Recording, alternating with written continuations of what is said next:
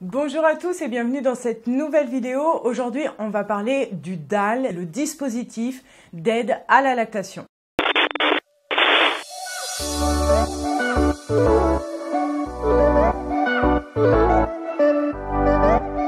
Alors, c'est quoi un DAL? Pourquoi on s'en sert? Dans quelles circonstances? Et surtout, comment on fait et comment on en trouve un? On va voir ensemble tout ça dans cette vidéo.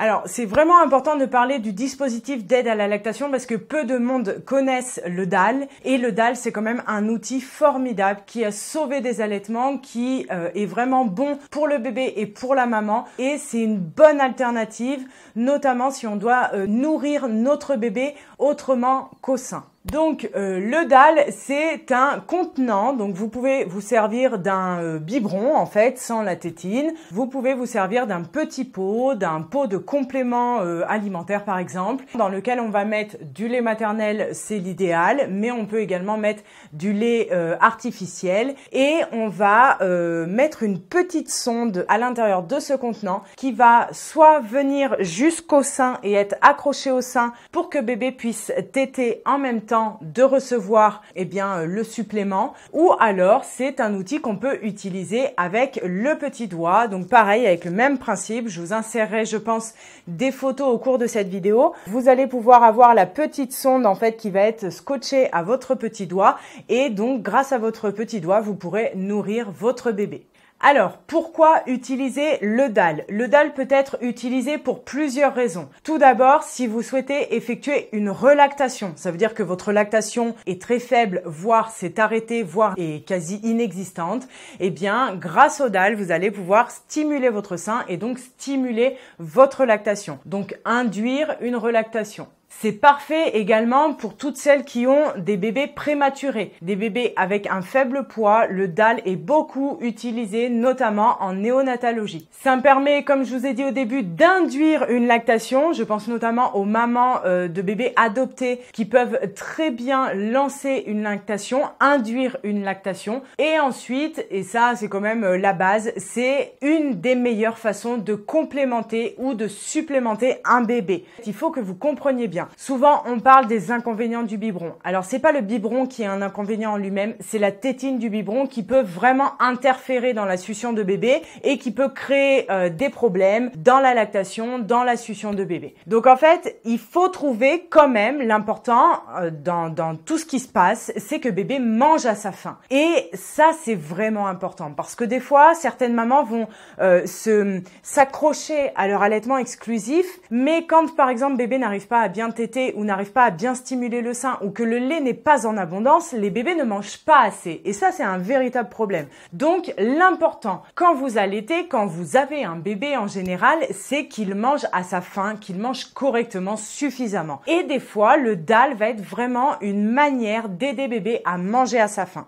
Le plus du DAL, c'est qu'il va pouvoir stimuler le sein. Donc comme je vous l'ai dit, c'est un dispositif qui va s'accrocher. Vous allez lui mettre un petit sparadrap au niveau de la sonde, au niveau du mamelon. Et donc bébé va venir au sein. Il va à la fois prendre toute l'aréole, donc stimuler le sein. Et en même temps, il va recevoir du lait. Donc pour bébé, le sein va être associé à lait en abondance. Et ça, c'est super important. Parce que souvent, dans les bébés qui vont avoir des problèmes, notamment de succion, ou par exemple, il n'y a pas un bon transfert de lait ou la lactation n'est pas en abondance, les bébés vont rechigner à venir au sein parce que ça coule pas ou parce qu'ils sont pas bien nourris. Et donc, le fait d'associer le sein avec du lait en abondance, avec beaucoup de lait, ça va connecter dans la tête à bébé en fait et il va apprécier venir au sein. Donc, le DAL va permettre ça, va permettre en même temps au bébé d'être bien nourri à l'aide de lait maternel que la maman aura tiré ou alors à l'aide de suppléments artificiels et en même temps, il va venir au sein, donc qui va stimuler le sein, réapprendre à téter pour ceux qui ont besoin de réapprendre à téter. Et ça, c'est vraiment l'avantage du DAL. L'autre avantage également, c'est que une autre personne, comme le papa par exemple, peut nourrir en attendant le bébé, notamment à l'aide du DAL au doigt. Le DAL au doigt va également permettre de préserver et d'améliorer la technique de succion de bébé. Je pense notamment aux bébés qui nécessitent en fait d'avoir une frénétomie par exemple. Ça va vraiment permettre de réadapter sa technique de succion. Donc ça, c'est un avantage également non négligeable à l'utilisation du DAL. En gros, pour conclure un petit peu, les bébés vont apprendre à téter en tétant et les mamans vont apprendre à allaiter en allaitant. Donc vraiment, le DAL n'interfère pas en fait dans l'allaitement. Au contraire, c'est un allié. Ça peut vraiment vous aider dans des situations où bébé refuse le sein, bébé ne sait pas téter correctement, le transfert de lait ne se fait pas bien. Eh bien, le DAL est un super outil, notamment, je pense, aux tout petits, aux nourrissons, aux petits bébés dès la naissance. Donc vraiment, c'est un outil parfait pour ça. Comme je vous l'ai dit, aujourd'hui, c'est le seul dispositif qui permet non seulement de nourrir le bébé, mais également de stimuler le sein. Alors maintenant, où se le procurer? Parce que je vous avais fait une vidéo sur tous les autres contenants au biberon, à la tétine, et dedans, je vous parlais du DAL. Et à l'époque, il me semble que je vous avais dit, le seul inconvénient, c'est que ça coûte un petit peu cher, parce que je vous avais présenté l'un des seuls DAL disponibles sur le marché, c'est celui de Medela. Et c'est vrai que le coût est assez fort. Donc je me suis renseignée de fil en aiguille et en connaissant les personnes concernées, notamment Charlotte, avec qui j'avais fait une vidéo. Donc c'est une consultante en lactation qui est un peu spécialisée dans l'utilisation du DAL, et j'ai vu avec elle qu'il existait plusieurs manières en fait de faire son DAL maison, et donc on va voir en fait qu'est-ce qu'il faut pour qui et pourquoi. L'avantage du DAL maison, c'est que déjà, il va coûter bien moins cher que le DAL de Medela. Donc, le DAL maison va être, par exemple, pour les mamans qui souhaitent l'utiliser pour une courte période. 2, 3 semaines, 1 mois pour, par exemple, augmenter une lactation, réapprendre un bébé à téter. Donc ça, c'est parfait parce que ça va rien coûter. Je vous mettrai les liens en dessous de la vidéo de là où vous pouvez trouver les DAL. Le DAL, vous avez besoin d'un contenant et vous avez besoin d'une sonde bien spécifique parce que au niveau de la grandeur, c'est pas toutes les sondes qu'on trouve en pharmacie notamment. Donc sur le site de Charlotte, vous pouvez commander cette fameuse sonde qui va coûter aux alentours, je pense, avec